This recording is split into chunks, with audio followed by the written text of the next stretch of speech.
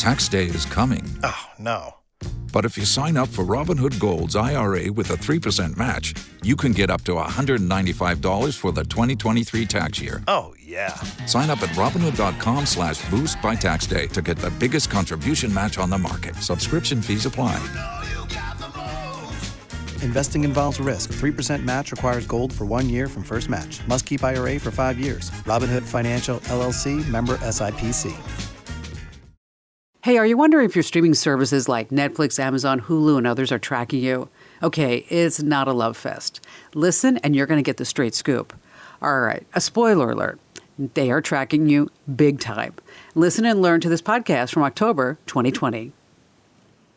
We've come a long way from the days of mail-in Netflix subscriptions and Blockbuster rentals. Yeah, be kind and rewind. I remember that, don't you? Today, it's hard to find a movie or TV show that you can't get online for free or just a few dollars. But there are just so many different services way beyond Netflix and Hulu or Amazon Prime. There's Peacock, Tubi, Canopy, Disney+, HBO Max, Verve, Vimeo, Crackle, Vudu, IMDb, Hoopla, and of course YouTube, and probably a dozen more. Nuts, isn't it? You just want to watch something on your television. Well, with anything tech-related, you really have to follow the money. And that's exactly what we're going to do in this Tech You Should Know podcast. What's the biggest service out there? What's the difference between streaming services? Some have shows with advertising, some don't. To sell advertising, there has to be data tracked. So what's up with that kind of data? And does this sort of tracking even matter?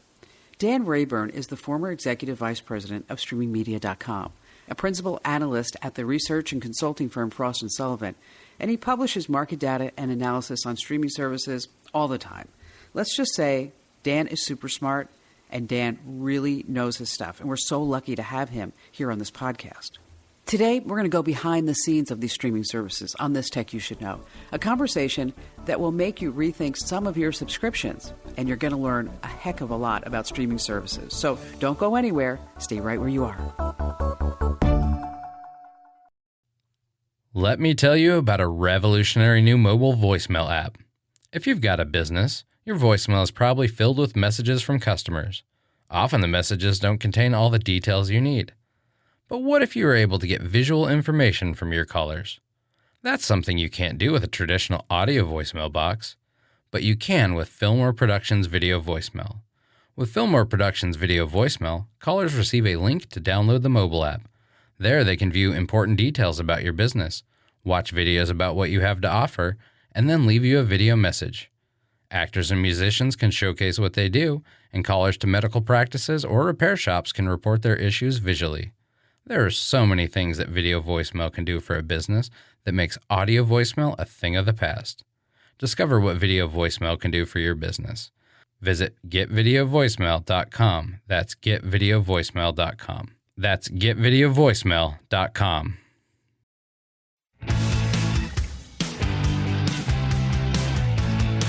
Dan, thank you so much for joining us. I mean, certainly the pandemic has had a tremendous effect on the streaming industry. Can you give us some numbers? Because everybody's sitting at home watching Netflix, Hulu, right, Disney+, HBO Max, and the list just goes on and on. What has that growth been like? Yeah, so thanks for having me. Well, the best way to look at growth is to look at the number of subscribers these services have. So people like to disguise their opinions as facts. Right? You have people who go around and go, no, this service is better than that one. Well, it depends on who you are and what you want to watch. Do you like short form, long form, original content, depth and breadth of catalog, sports, news? There's a lot of different services out there to your point. So we have to look at the number of subscribers. Disney puts out how many subscribers they have for ESPN Plus, Hulu, and they break out live versus on demand, as well as Disney Plus. Peacock puts out, or I should say NBC Universal puts out numbers on Peacock. The most recent number is 15 million. So most of these services do put out numbers. Think of Sling TV, think of AT&T TV Now. They put out numbers as well, as does Fubo, which is now a public company.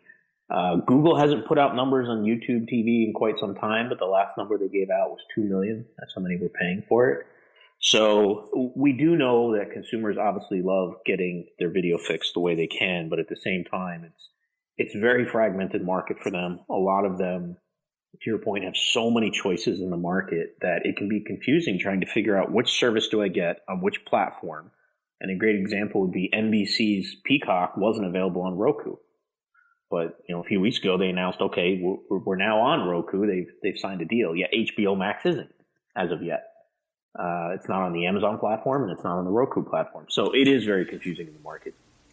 Well, and the pandemic certainly hasn't made it any easier because people are struggling, like you said, what do I find? What do I watch? I recently wrote a USA Today column where we broke out the ways that you could get your streaming services for like $20 a month, $30 a month, $40 a month, $50 a month. Because if you're not careful, the cost can really go back to cable. And that was really the impetus in the beginning for people to cut the cable and then find the streaming services. What is the average person paying per month for all their streaming services? Well, we don't really know. There's a lot of so-called data out there where the methodology and collection is wrong. Because what they're not factoring in is consumers are getting these services in bundles in places where they're not paying for it. So I bought a new LG OLED TV last year. I got Disney Plus for free for a year. Are you counting me as a subscriber? Some services are and some aren't. Some of the data in the market says, well, I'm not a paying subscriber, so it doesn't matter. Yes, but do I turn into a paying subscriber? Because lifetime value of the customer is really what these OTT services are looking at. So we do know that if you throw in music, I think it's interesting. A lot of times people don't think of Spotify or Pandora, but we know there's a lot of households paying for that. If you throw in that with the video services and then also throw in something like Prime, which a lot of people get for the free shipping, but it has video benefits, you definitely have 3 to 4 services per household. But that's growing because, to your point, initially when a lot of people were thinking about cutting the cord, they were going to what we call live linear services. So Sling TV, PlayStation Vue, which is no longer around, Hulu with live TV, YouTube TV. Those services all came to the market offering one value proposition from day one. Cheap, cheap, cheap, cheap. The problem is in the last 2 or 3 years, they've all raised pricing where the average package on those services to get the types of channels consumers want, their local sports teams, is $55 to $60. Well, in a triple play bundle, for me with Verizon Fios with phone and internet, my entire cable TV bill is $62. So that's why we haven't seen a very large surge in the number of live streaming services out in the market. Now, when we go to AVOD and SVOD, AVOD is advertising video on demand. So services that are free that generate revenue from advertising. And then SVOD, subscription video on demand. So things like Netflix, right, where there's no ads, but it's subscription. We're seeing a lot of uptick in growth there when we look at those numbers. Just look at Disney Plus.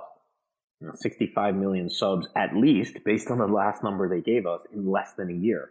That is absolutely incredible. However, when Disney was first coming out, there were tons and tons of analysts going, well, people will cancel Netflix to get Disney. What have we found? They didn't. They want both. Different types of content, targeting different types of users.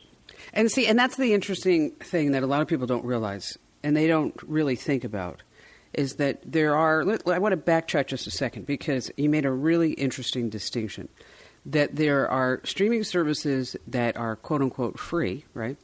And there's advertising in it, and then there's subscription-based services, obviously, where we're paying a monthly fee. Tell us a little bit about the free streaming services, because I know that's what everybody wants. Where can I get my movies for free? I mean, we have a list of 10 different sites on Commando.com where you can get free movies and free shows, places like Canopy. And I think that one article over the last 30 days has had it's a crazy number, like 400,000 page views. Sure. So let's talk a little bit about the free services for just a second. Which ones do you think are the top ones? Well, see, that depends on how you define top. So what you have to look at is, again, it's most of the things compared to my industry are not an apples to apples comparison.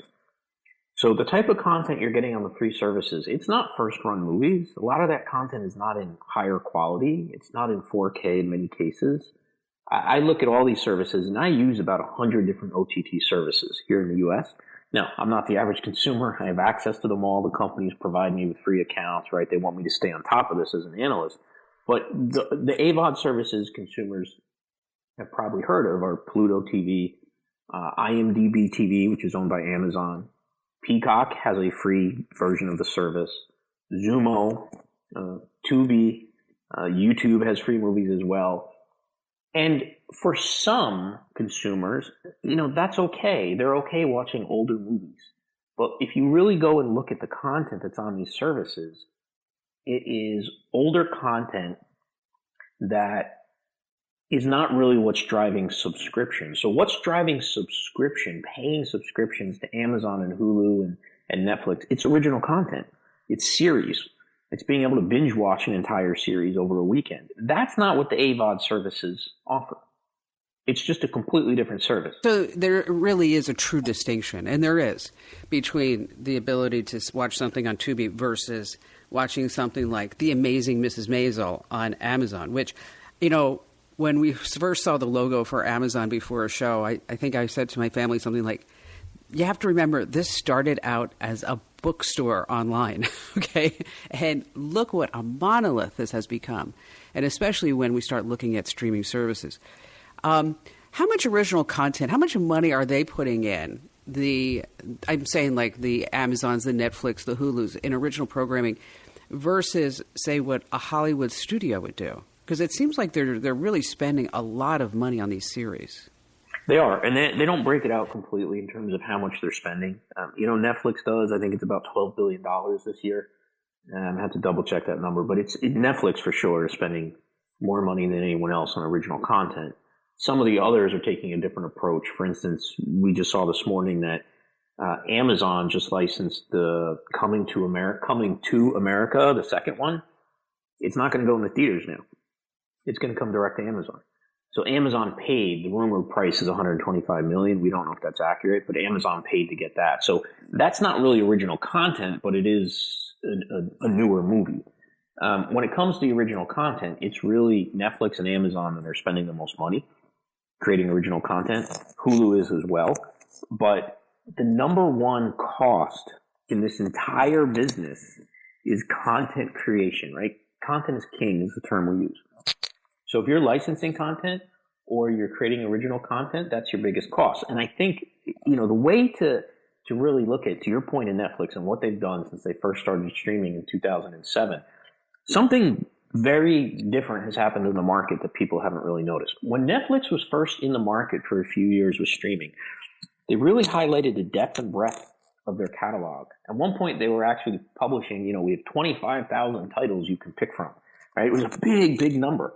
And over the years, what they realized was the cost to license this content is getting very expensive, and a lot of that content is getting outdated. So they shifted their model to, we're going to provide less choice and content for consumers, but the choice we provide we think is going to be such high quality because we're producing it that we believe we can still grow a service on that. And if you look at the number today, it fluctuates every day. But in the US, Netflix has about 6,000 titles available for streaming. It's down 75% from when they first were really big with streaming back in, call it 2010, 2011. So what has changed? Well, they changed consumers' habits. They got us used to wanting really, really great content as opposed to like, okay, there's tons of movies I can watch.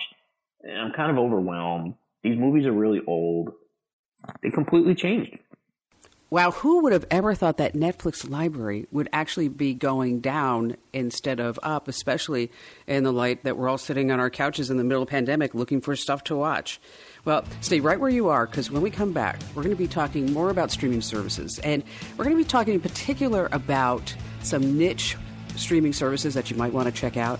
And what about some data? I mean, certainly these streaming services are tracking everything that we're watching and everything that we're doing. So what's going on with all of that? So stay right where you are. We'll be right back. Let me tell you about a revolutionary new mobile voicemail app.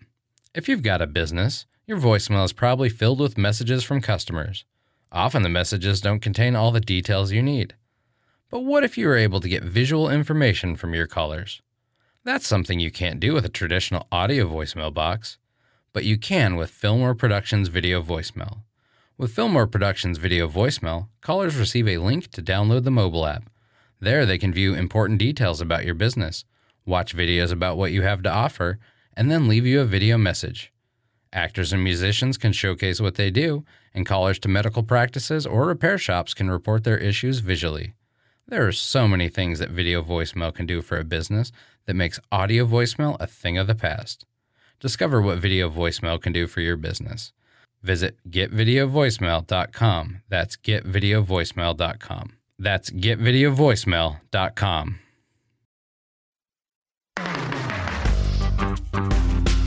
We're talking to Dan Rayburn about streaming services because, gosh, it just gets so confusing. All the different options that we have out there, all the different ways that we can get our streaming services. And it's not just video, it's also audio.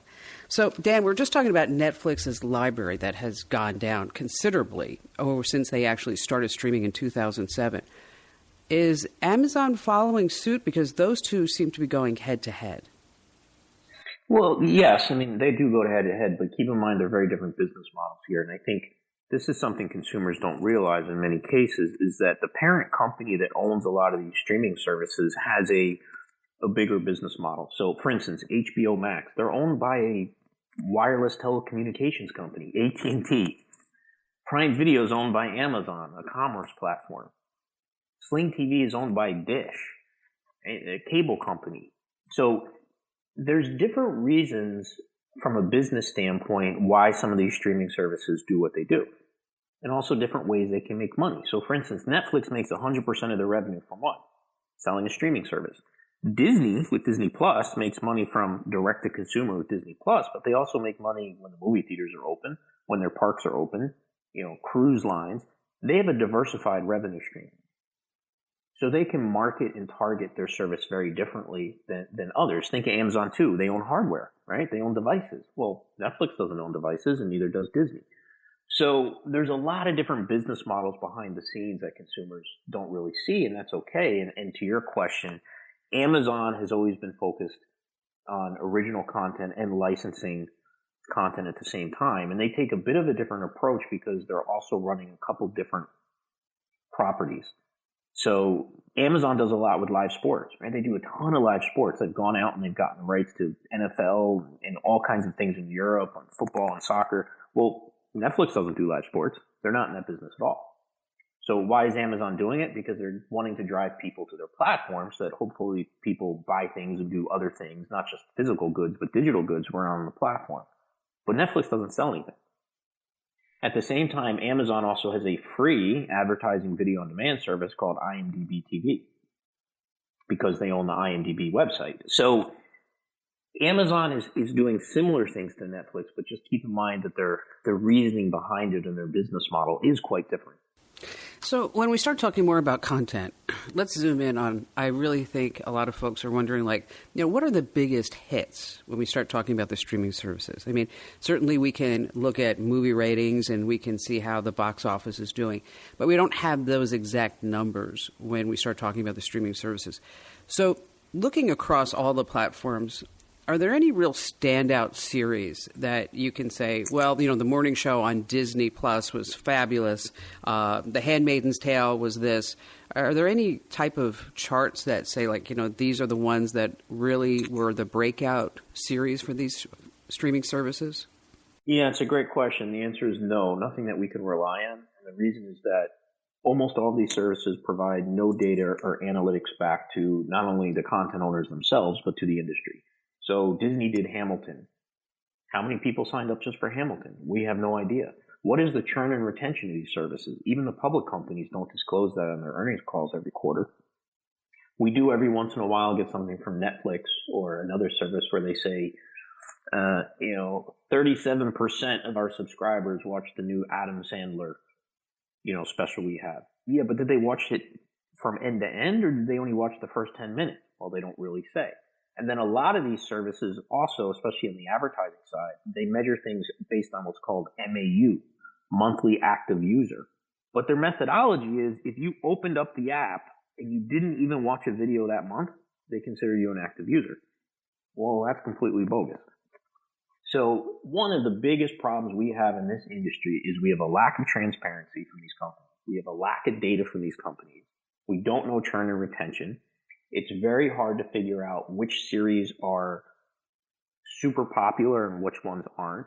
And that's why you see every year, you see Amazon and you see Netflix say what? Well, we're not bringing this series back for season 2. So what that tells you is they have data internally that says why they're not bringing it back. They don't share that with us. But these companies have a huge amount of underlying data to help them make decisions on the type of content that they should offer.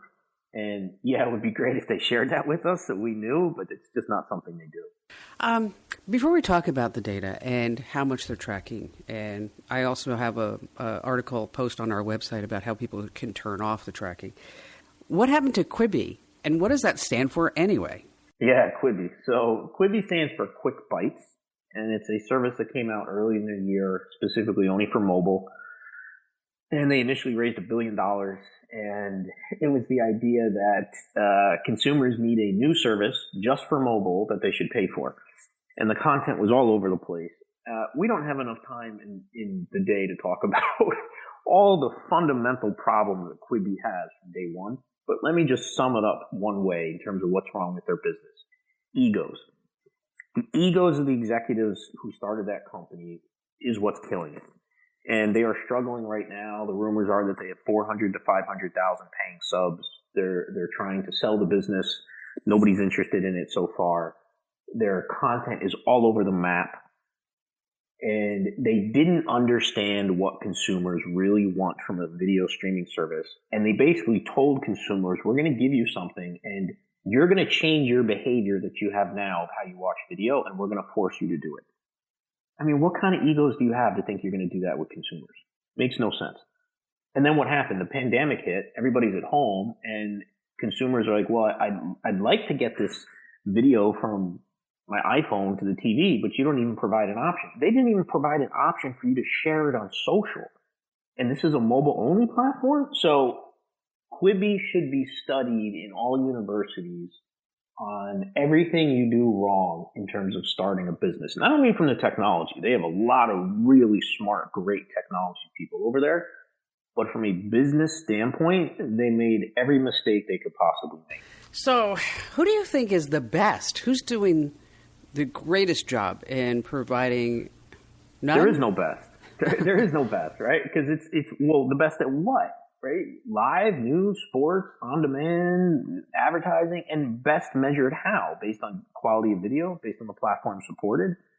All right, so would you put HBO Max on the top of the list from a best standpoint, just from number of platforms and options supported? No, because you can't get HBO today on your Amazon platform, and you can't get it on Roku. So what does that mean? It means if you're a consumer that has either one of those platforms as your default streaming service, you can't get HBO Max. Not physically possible. Now, we expect that AT&T, which owns HBO Max and Amazon and Roku, we do expect them to get a deal at some point done, just like NBC Universal did with Roku for the Peacock service. But you have to measure these services in many different ways. And you can't just say, okay, this one's better than this one. It may not be, but also what's best for you isn't what's best for me based on our different interests in content and how we want to view content and what the business model is. Do you want it free? Do you want it ad supported? Do you want it subscription? Do you want a combination of the two? Hulu costs you money to get, but they also insert ads. Yeah, that doesn't seem right. I mean, if you're paying for a subscription, why are you getting the ads? Yeah. But why do they? Because the content licensing costs are so expensive. It goes back to what's the biggest cost? Content. Boy, isn't this just fascinating? I mean, I hope that you're really enjoying this behind-the-scenes look at what's really going on with the streaming services, because Dan certainly knows exactly what he's talking about. And that's why I know that you love this podcast, Tech You Should Know, because we always find the top folks in their field. And it's just so invigorating for me to speak to someone who is going not just in a marketing way, but really telling us what's going on. So stay right where you are, because we're going to take a quick break for a message from our partners in this podcast, because we're really going to dive into the data. What exactly are these companies tracking, and what can you do about it? And we'll be right back. Let me tell you about a revolutionary new mobile voicemail app. If you've got a business, your voicemail is probably filled with messages from customers. Often the messages don't contain all the details you need. But what if you were able to get visual information from your callers? That's something you can't do with a traditional audio voicemail box. but you can with Fillmore Productions Video Voicemail. With Fillmore Productions Video Voicemail, callers receive a link to download the mobile app. There they can view important details about your business, watch videos about what you have to offer, and then leave you a video message. Actors and musicians can showcase what they do, and callers to medical practices or repair shops can report their issues visually. There are so many things that video voicemail can do for a business that makes audio voicemail a thing of the past. Discover what video voicemail can do for your business. Visit getvideovoicemail.com. That's getvideovoicemail.com. That's getvideovoicemail.com.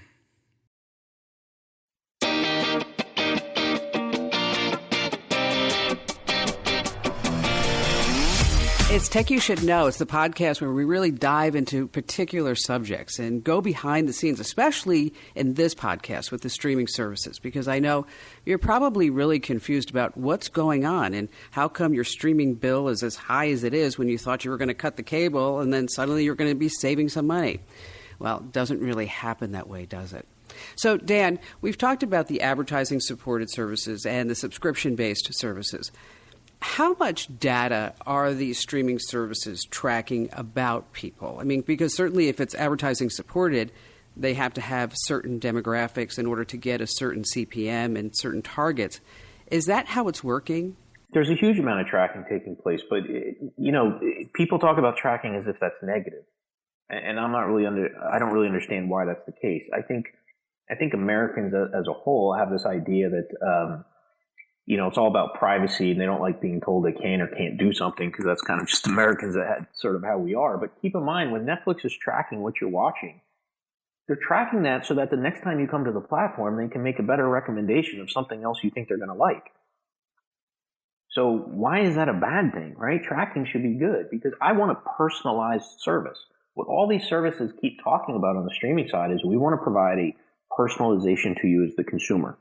Because again, what you like and what I like are very different. So when you log into your Netflix service versus me, we should be given different pieces of content based on what we've watched in the past. And that's what these recommendation engines do. They're analyzing what we've watched, when we've watched it, the platform we're watching it on. Is it a large screen? Is it a small screen? And they're going to make recommendations to us. So I don't think there's anything wrong with that tracking. Right? That's what makes the service better. So the fact that we are being tracked in terms of our content preferences and the platform that we're on enables them to give us a better experience. So I don't think there's any downside or bad thing that these companies are doing as far as tracking. You can also opt out of it if you want to. But again, if you opt out of it, you might be given and you will be given content that is of no relevance to you whatsoever. So if I'm watching on Netflix, pick documentaries, original series, and whatnot. If I turn off all tracking and whatnot, the next time I come on, they might offer me kids' cartoons. Well, I'm not interested in that. So now I'm wasting time to find what I really want to watch simply because I'm not allowing them to track my habits anymore. I don't see the benefit. Well, but I think what a lot of people are afraid of is that the tracking, for example, that's happening on Facebook, is that if I only see certain things, then I'm only subject to see things of the same nature. And so because that's so pervasive, especially now because 60% or more Americans get all of their news from Facebook, is that they really don't have a total view of what's going on because it's so the algorithms are running everything that they're seeing instead of opening up a window. And so, but it's not a fair comparison. Why is that? Facebook is doing news in real time. It's doing comments from other people. It's doing political, here's what happened in the news today. That's not what Netflix does. Netflix doesn't have any live content. Netflix doesn't do live news. Netflix is doing movies and TV shows. That's all it's doing. It's also not, you're not as a user, you're not uploading any information to the platform in the sense that you're not leaving comments. Right? You're not taking a political view on anything. You're not signing up to groups. Facebook is a completely different platform, and the type of information that's being collected is extremely different. And keep in mind, Facebook is collecting a lot of that for one main purpose, advertising. Well, Netflix doesn't show any advertising. But what do the advertising-supported services track? I mean, and it is true. It's two different services. But I think many people are afraid of all the tracking that's going on in our lives. And so if they find out that, there's one more place that's being tracked, it's like, now we're learning that podcasters are now tracking where we're listening to a podcast and how much we listen to it and other type of data that's being put into these apps. Yeah, I get that, but I'm using the phrase with people with everything going on right now in the world. Look, facts over fear, right? You can run around saying, I'm scared of all this and that. First and foremost, most consumers don't even know what's being tracked. They have no idea, right? They just assume something's being tracked or it's being done in a bad way. So the first thing I always say is go to every one of these platforms you're using and look at what's being tracked. Like they list out in detail, here's what we're tracking about you. Here's how we're tracking what you do, what you look at. And if you want to opt out, here's a way you can opt out, right? It's very simple. So if you look at the advertising video on demand services, they are tracking things like, first and foremost, it's all around the platform, right? Are you on an Android phone or are you on an iPhone? Are you using the Roku platform, using the Amazon platform? I mean, do consumers care that somebody knows they have a Roku in their house? I don't know why, right? It's just a piece of hardware. So yes, there is tracking taking place so that advertisers for these advertising platforms can hopefully deliver a more targeted ad to that user based on their recommendations. So if I'm watching content that's all around sports, and let's say it's all around action and whatnot, Roku and others are going to want to sell an ad to an advertiser based on the demographic of somebody who's trying to target a product to probably a demographic of a male between 25 and 35 who likes that type of content. Showing them a video ad for, children's toys isn't targeted. So the data collection, the primary thing it's being used for is ad targeting. That's the number one thing. Yeah, because that's where you make the money, because you get a higher CPM if you know that that's a male 25 to 34 and that they may have a couple of kids in the house or they're single or whatever. So it's the more data points that you can get on somebody, the higher that's likely. Yeah, the more targeted, but also how it works with engagement, right? Because it's one thing to target an ad. It's another thing to track how engaged was the person with the ad. So engagement is the biggest high-level umbrella term they're using from a metric standpoint of anyone can deliver an ad, but was the viewer engaged with it? How do they actually track the engagement? I mean, is there the option to click on something? Great question. So none of them will detail it. Right? They don't really go into details because they all consider this sort of proprietary and secret. But the way they're tracking engagement is really around, well, first and foremost, did you watch the entire ad or did you close it out? Did you actually click through if you're able to? Did you click through on the ad for more information? Did you open up your browser if you're on the computer and Google what that product was? So there's different ways that they're tracking engagement. Some of it is definitely a bit high level, and a little bit of it for some of these that I've seen, it's a guessing game.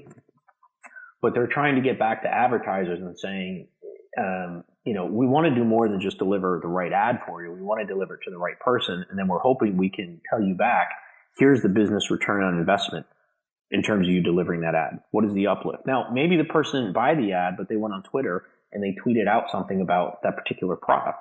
Right? There's different ways to track it there. It's harder to do that on streaming platforms because they don't have browsers on them. So if you're watching something on the Roku, you can't all of a sudden pull up a browser and Google a product, but you can do that online. That's really fascinating because we sell advertising, obviously, on national radio, network radio, and also online. And it's always interesting to me how the sponsors and how the advertisers will be doing the tracking and what type of return on investment do they really want. Where do you think the future of streaming services is going? The future is what we have now. We have a lot of options in the market. We have a lot of different choices for consumers. And I've always said I think all consumers would say choice is great, right? We like lots of choices. At the same time, with choice comes complexity and fragmentation in the market. So many consumers, I think, are saying, geez, how many streaming services do we need? And the biggest frustration for them is, and I know this just because I talk to all my friends who are not like in the space, they're the average consumer. And for instance, they like a series, Friends, Pick the Office, whatever it is, right? And they're used to watching it on Netflix, Amazon, whatever. And then one day they can't see it anymore. They can't find it. Well, that's weird. What happened? Well, it turns out Friends is no longer on Office. It now went to another platform.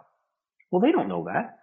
They're not tracking which series goes to which platform for which period of time, and then it comes back to this platform, or it's exclusive over here.